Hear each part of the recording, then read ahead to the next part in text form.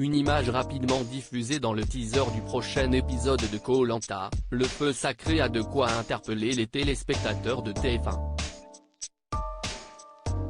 On y voit Esteban avec le visage gonflé. Vient-on d'assister au meilleur épisode de Koh-Lanta depuis le lancement de la saison du feu sacré? Ce mardi 2 mai, TF1 a proposé le 11e volet de cette nouvelle édition.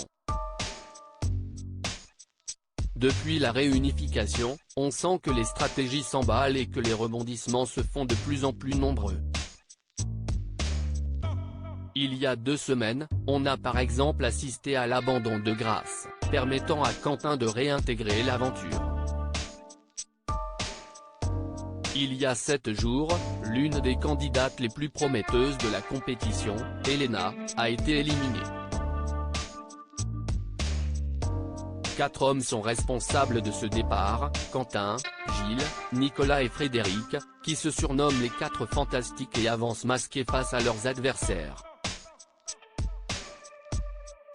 Esteban apparaît avec 2 grosses poches sous les yeux dans Koh-Lanta, le feu sacré pourtant, ce mardi, le pacte masculin a volé en éclats grâce à l'ingéniosité des femmes de l'aventure.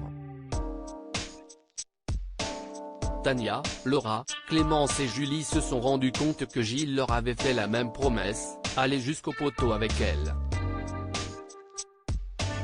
Avec seulement 3 places sur l'épreuve mythique de Koh-Lanta, difficile de tenir parole auprès de tout le monde. Pour avoir menti à ses coéquipières, le maraîcher a été éliminé.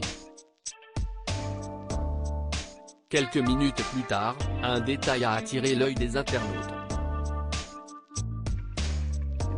Dans le teaser de l'épisode de la semaine prochaine, on peut voir Esteban avec un sweat taché, les cheveux en pagaille et surtout 2 grosses poches rouges sous les yeux. Sa paupière gauche, quant à elle, a gonflé et donne l'impression que l'œil du candidat est fermé. Koh-Lanta, Cassandre et Ambre, 2 candidates défigurées par une piqûre d'insecte. Quelle mouche a donc piqué Esteban? Ou plutôt quel insecte?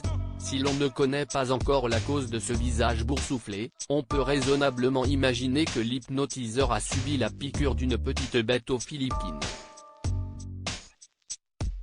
Ce ne serait évidemment pas la première fois qu'une telle chose se produirait dans Koh-Lanta.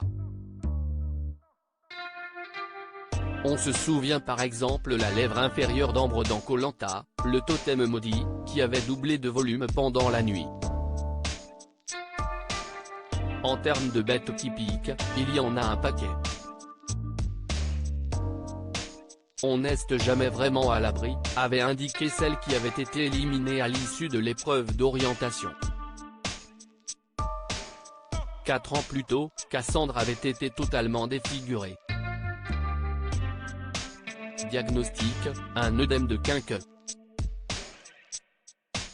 Heureusement, cette mésaventure n'avait pas porté préjudice à la candidate pour la suite de la compétition. À lire aussi Koh-Lanta, combien d'abandons médicaux y a-t-il eu depuis le lancement de l'émission en 2001?